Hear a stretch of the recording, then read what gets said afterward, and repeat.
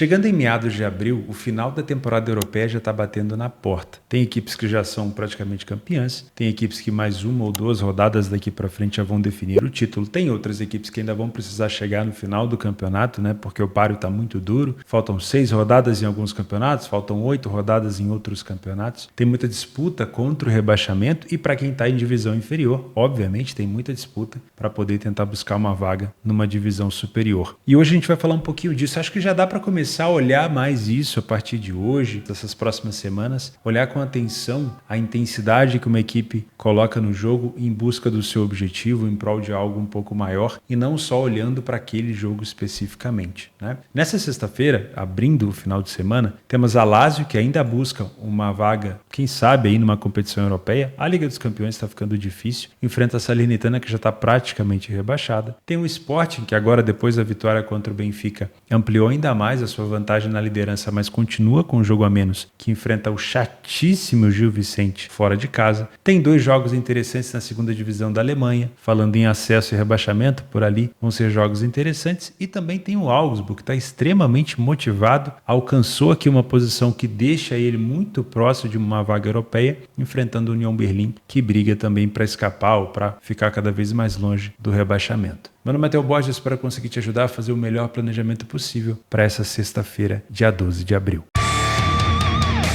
Vamos começar o nosso planejamento na segunda divisão da Alemanha. Antes, deixa eu avisar vocês, muito provavelmente vai sair algum som aqui de quebradeira da obra aqui atrás, normal, tá? Eu subi já, a obra já está praticamente finalizada, mas ainda tem alguns detalhes, então vira e mexe você vai escutar algum martelo batendo aí, alguma serra cortando alguma coisa. E também não estranhe, estou um pouco mais inchado do que ontem por conta da cirurgia que eu fiz aqui na boca, por conta dessa perda óssea que eu estou tratando, tá? Então, acordei com isso aqui muito mais inchado, agora já deu uma diminuída, parece que eu fui picado por uma abelha gigantesca, né? Mas enfim, eu não estou enxergando muito dessa vista, mas dessa aqui tá tranquilo. A voz, eu acho que a voz não tá prejudicando tanto, beleza? Então vamos começar, conto com o seu like, sua inscrição no vídeo. Sexta-feira é um dia um pouco mais brando, a gente vai falar um pouco menos do que no sábado, né? No sábado você já se prepara, porque é um planejamento um pouco maior. Vamos começar falando sobre Hertha Berlim e Hansa Rostock. O Hertha ainda tem chance de subir para a primeira divisão, de voltar para a primeira divisão? Bom, a distância para o Fortuna é de 8 pontos. Faltam 6 rodadas para acabar a segunda divisão da Alemanha. Então, ainda dá, né? É difícil? É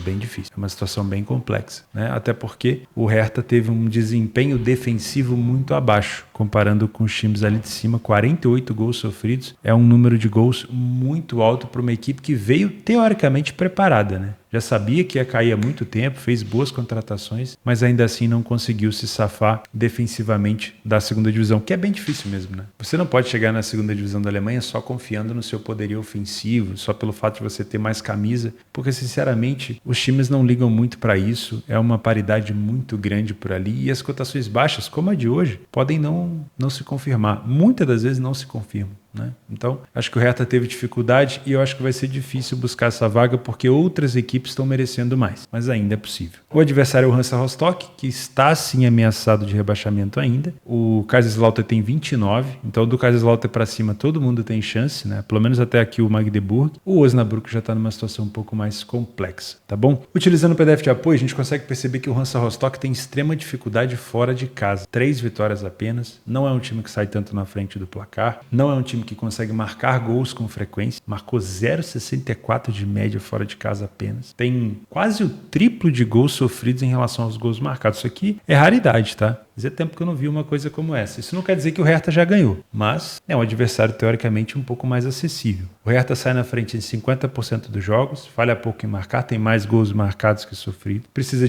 da metade das finalizações no alvo para marcar um gol, tem o primeiro tempo bem melhor, muito mais vitórias, menos derrotas, mais gols marcados, tem um pouco de gol sofrido no primeiro tempo? Tem que colocar as barbas de molho aqui. No segundo tempo é um momento frágil do Hertha. Reduz o número de gols marcados, continua sendo maior do que a do Hansa? Sim, continua, mas tem mais gols sofridos do que o Hansa. Tem menos vitórias do que no primeiro tempo, tem mais derrotas do que no primeiro tempo, então é um segundo tempo ainda ligeiramente superior ao do Hertha, mas que eu não colocaria minha mão no fogo. O Hertha tem uma excelente bola aérea e o time do Hansa sofre bastante nesse fundamento. Além disso, o Hansa Rostock sofre demais na finalização de fora da área. Inclusive o Hertha também sofre nesse fundamento, né? Isso é comum na segunda divisão, principalmente em equipes que estão perigando o rebaixamento e tentam fazer um jogo um pouco mais recuado. 86% dos jogos do Hertha foram over 2,5, isso é um dado interessante, e 50% dos jogos do Hansa foram over 2,5 fora de casa. O Hertha marca a maioria dos seus gols no final do primeiro tempo e sofre a maioria dos seus gols no início e no final do segundo. O time do Hansa tem extrema dificuldade de marcar gols, mas a maioria deles são marcados no final do jogo. Já os gols sofridos são muito bem distribuídos, a gente pode listar aqui os primeiros minutos de jogo, mas sinceramente é muito bem distribuído. Assim, o time sofre gol com consistência em quase todos os 15 minutos de jogo. Eu abraçaria esse favoritismo do Hertha se fosse na primeira divisão da Alemanha. Na segunda, eu acho muito difícil, tá? Por mais que o Hertha tenha mais poderio ofensivo do que o Hansa Rostock, defensivamente ainda é um time que deixa a desejar. Se a gente pegar os últimos jogos do Hertha dentro de casa, sofreu 3 gols do Nuremberg, 2 do Schalke, 2 do Kiel, 2 do Magdeburg, 2 do Hamburgo, 3 do Kaiserslautern. Então é uma equipe que não passa confiança. Então eu prefiro pensar no mercado de gols do que pensar num cenário de vitória do Hertha seco.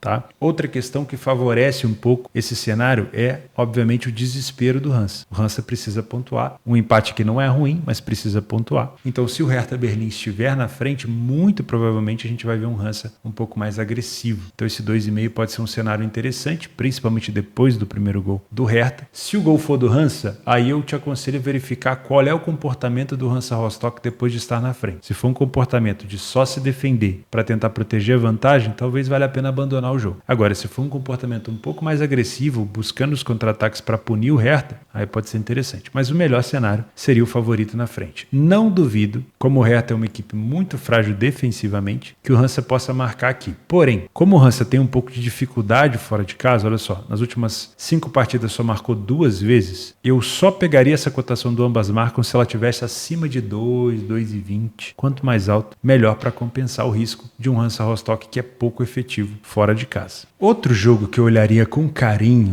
é Greuther Fürth e Kaiserslautern. E a curiosidade desse jogo é que ele envolve o finalista da DFB Pokal, né? O Kaiserslautern eliminou o Saarbrücken, que tinha eliminado o Karlsruhe, o Bayern de Munique, o Frankfurt, o Borussia Mönchengladbach, e acabou caindo para um time de segunda divisão, o Kaiserslautern, né? Obviamente isso é muito comum de acontecer, né? O time vai traçando um cenário, um roteiro incrível, vai eliminando times da primeira divisão e acabou caindo para um time da segunda divisão. E olha que complexo, né? Enquanto o Kaiserslautern está vivendo uma situação de final de DFB Pokal, que vai colocar dinheiro provavelmente nos cofres do clube, é um time que está ameaçadíssimo de voltar para terceira divisão. Subiu, se eu não me engano, na temporada retrasada. Foi uma festa danada, porque é um dos maiores campeões da Alemanha, tem um estádio magnífico, tem uma torcida muito bonita, tem uma história enorme, mas estava agarrado na terceira divisão. Agora retornou para a segunda e, pelo visto, se não mudar muita coisa, a equipe volta para a terceira divisão no ano que vem. Então já é um jogo de desespero. Do lado do Greuther Fürth, eu acho que é um desespero inverso, né? Porque o Fürth, ele sentiu o sabor da liderança do campeonato, da segunda colocação, da terceira, da quarta, ele foi caindo, está em queda livre e não para mais de cair, né? Os últimos jogos do Fürth, a gente colocar aqui, ó, 1, 2, 3, 4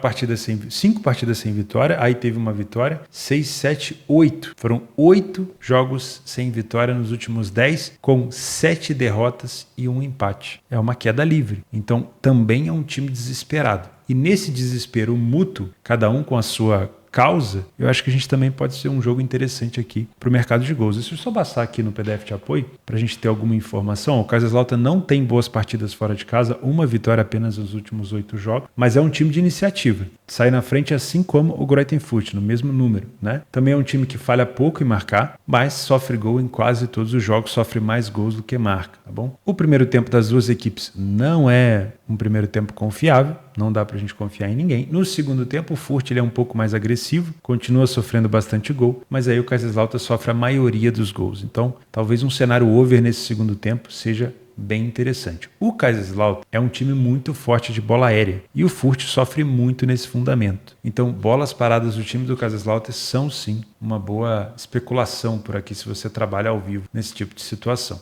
O time do Kaiserslautern marca com mais frequência no final do primeiro tempo e sofre a maioria dos seus gols na segunda etapa. Já o time do Greuther Fürth é bem distribuído os gols sofridos e ele marca com mais frequência ali no miolo, final do primeiro tempo, início e metade do segundo. Eu gosto de pensar nesse jogo também num cenário de 2,5. mas o melhor dos mundos é trabalhar isso com o jogo já desempatado, tá? Porque ele pode ir arrastando um pouquinho para o final, e se sair um gol muito no final, não vai ter tanto tempo assim para o jogo abrir. Desde que a gente tenha um gol cedo, como a tendência do Kaiserslautern é sofrer bastante no segundo tempo, se ele estiver na frente do placar, ele pode tomar um empate à virada. Se ele estiver atrás do placar, ele pode vir para cima para tentar buscar uma recuperação, porque é um time pirotécnico e pode ser de empate. Então eu gosto sim de pensar nesse cenário de 2,5 e também não duvido de ambas marcam por aqui. Às 15h45 na Série A italiana, a Lazio vem muito pressionada. Perdeu o derby contra a Roma, e isso obviamente é um problemão, porque é um adversário direto na briga por uma classificação no cenário europeu. É só ver ali que a Roma já encostou no Bolonha, a Roma tem condição de ir para a Liga dos Campeões via Série A italiana. A Lazio ainda tem chance de alcançar? Ainda tem. Faltam 7 rodadas, mas está ficando difícil. Para a Lazio, talvez, mirar na Conference ou na Europa League seja um pouco mais acessível do que na Champions. Na Conference, talvez até um pouco mais. Porém, se a gente pensar hoje, a Lazio está jogando um futebol melhor do que a Atalanta? Não sei. Eu acho que não. Então, é uma temporada bem abaixo da Lazio. E, além disso, é um time que vem bastante pressionado nos últimos resultados. Teve uma derrota no derby contra a Roma, e isso, obviamente, pesa bastante, porque era um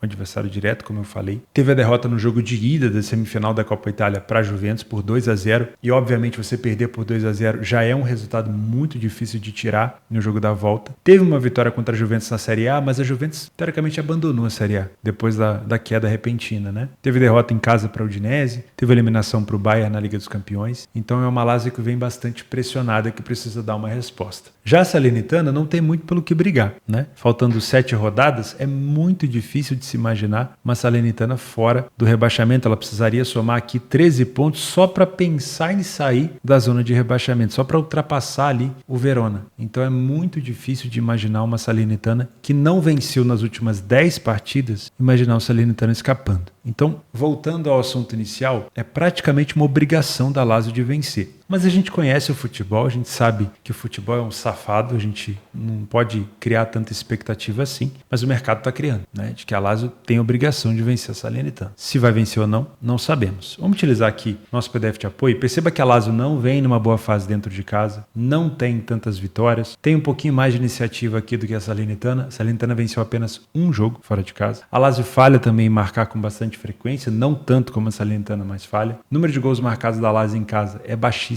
É quase igual ao número da Salernitana fora. A Salernitana sofre muito mais gols do que a Lazio, só que o número de finalizações no alvo que a Salernitana precisa dar para marcar um gol é quase igual ao da Lazio. Então não adianta eu só criticar a Salernitana aqui, eu tenho que criticar também a Lazio, que tem um desempenho quase que de rebaixamento dentro de casa. É muito ruim. O primeiro tempo da Lazio tem menos gols marcados do que a Salernitana, mesmo número de vitórias. Obviamente tem uma defesa melhor, né? Isso aí a gente tem que criticar a Salernitana. Porém, a Lazio poderia oferecer mais. No segundo tempo, a Lazio marca mais gols do que a Salernitana, sofre menos, mas continua tendo o número de vitórias e derrotas bem abaixo do que uma equipe teoricamente grande na Itália, né? A Lazio marca a maioria dos seus gols no início do jogo e depois só lá no finalzinho, né? Fica um hiato ali, marca nos primeiros 15 minutos, depois só no segundo tempo. E sofre com mais frequência do final do primeiro tempo para frente. Já a equipe da Salernitana também distribui muito bem seus gols, mas sofre com mais frequência no final do primeiro tempo e no final do segundo. Como é uma equipe que marca pouquíssimos gols, a gente pode destacar ali no máximo o início do segundo tempo, mas é uma equipe bem frágil nessa situação. Se você é um trader por aqui assim como eu venho para dar esse benefício da dúvida para a Lazio, né? Quem sabe a Lazio venha para empurrar a Salernitana para trás, oferecer aqui um massacre para a gente, não deixando a Salernitana pegar na bola, tudo isso é o que a gente espera. Mas de uma equipe que já não vem apresentando isso, que vem de uma temporada ruim, que vem apresentando um futebol pobre dentro de casa, eu não sei se a gente poderia criar uma expectativa pré-jogo,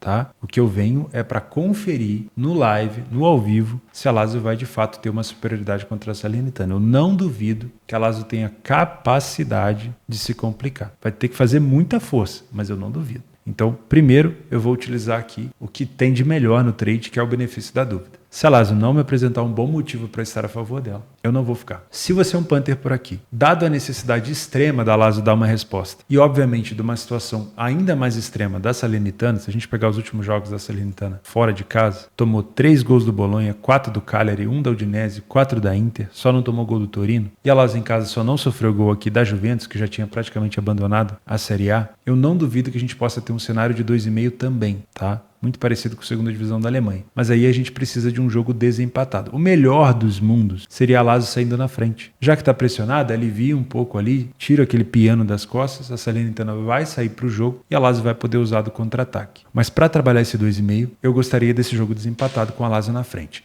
Enquanto esse jogo tiver 0-0, eu não trabalharia o mercado de gols e eu tentaria buscar uma vitória da Lazio lá no final. Se a Lazio não marcar o gol no primeiro tempo, ela vai continuar pressionando no segundo. Eu vou tentar buscar uma vitória da Lazio com uma cotação mais próxima de 2. É impossível de pensar num gol da Salernitana por aqui? Bom, das últimas vezes que a Salernitana esteve na casa da Lazio, 3-0 para a Lazio, 3-1 para a Salernitana, só foram esses dois. E dos últimos confrontos, 2-1, 2-0, 3-1, 3-0 e 3-0. A Lazio não sofre tanto gol assim, tá? Então eu prefiro pensar num cenário de 2,5 com a Lazio na frente, imaginando até possivelmente 3 gols da Lazio, ou 2-1 para a Lazio, do que pensar no ambas marcam, pelo menos por enquanto. Agora, ao vivo, a gente vai ver se a Lazio vai se comportar de uma maneira digna ou não, né? O pré-live indica o mercado muito acentuado para o lado da Lazio, imaginando que a Salernitana não tem nada para fazer aqui nesse jogo, que já está rebaixado. Na teoria, a prática é outra, como dizem, né? Então, muito cuidado. Tome as suas decisões ao vivo nesse jogo, mas é muito provável que a Lazio venha para dar uma resposta depois de um péssimo resultado no derby e de um resultado pior ainda no jogo de ida da Copa Itália.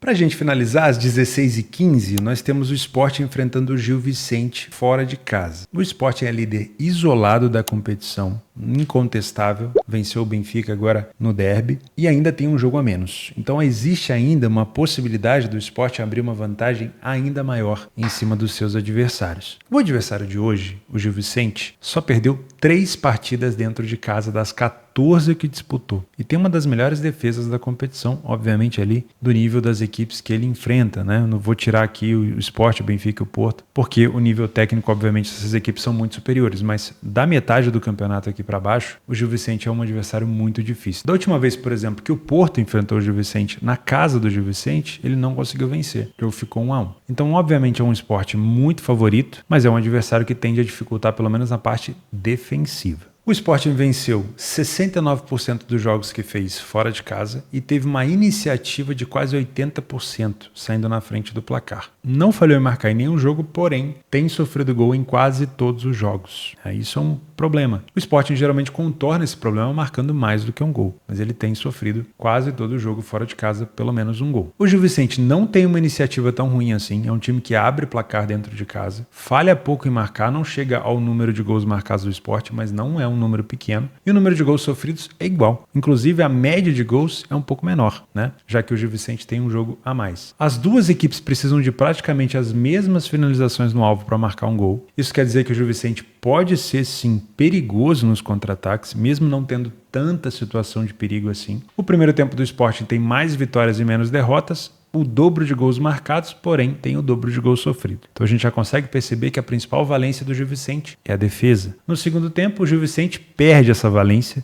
e começa a sofrer muito mais gols, 10 a mais do que no primeiro tempo. Aumenta o poderio ofensivo? Aumenta. Inclusive passa o Sport no número de gols marcados, porém também ultrapassa no número de gols sofridos. É uma equipe que vence e perde quase a mesma quantidade que o Sport, então sinceramente o segundo tempo das duas equipes é bem equiparado. O Sport marca um pouco mais de cabeça do que o Gil Vicente, um pouco mais fora da área, mas o Gil Vicente também tem esses atributos bem definidos, né? Então a gente pode tomar um pouco de cuidado por aqui sim. Como o Sporting vem sofrendo com frequência fora de casa, o over 2,5 também é frequente, já que ele vem vencendo, ele tem tendo que virar jogos ou marcar mais gols do que sofre, obviamente. Já o Gil Vicente, em apenas 36% dos jogos, teve over 2,5 em casa. Os principais momentos de gols do Gil Vicente são no início do jogo e nos últimos 30 minutos da partida. E a equipe sofre com mais frequência nos últimos minutos de jogo também, principalmente no segundo tempo ali em geral, mas nos últimos minutos de jogo mais os acréscimos. O Sport divide muito bem os gols marcados, com um pequeno destaque ali para o final do primeiro tempo, já os gols sofridos ficam mais por conta dos últimos 30 minutos de jogo. O Sporting costuma ter mais escanteio, né? Mesmo quando sai na frente, é uma equipe que joga com a bola no pé, é normal, mas o número de cartões das duas equipes é alto, média de 2,3 para uma, 2,5 para outra, então é bom tomar um pouco de cuidado. Eu gosto sempre de citar os principais jogadores do Sporting para você conferir se eles vão jogar. O Gyökeres, hoje, um dos principais atacantes no cenário europeu e mundial, né? O Pedro Gonçalves, que eu não sei se está machucado ainda, o Paulinho, todos esses jogadores que compõem um ataque do Sporting e que fazem muita diferença. É bom você ver se eles estão jogando, né? Se você é um trader assim como eu trabalhei o Sporting praticamente toda essa temporada em jogos dentro e fora de casa. O Sporting tem me apresentado bastante oportunidade para trabalhar a favor. O que a gente precisa é de mais uma confirmação, né? Eu não posso também me acomodar e pensar,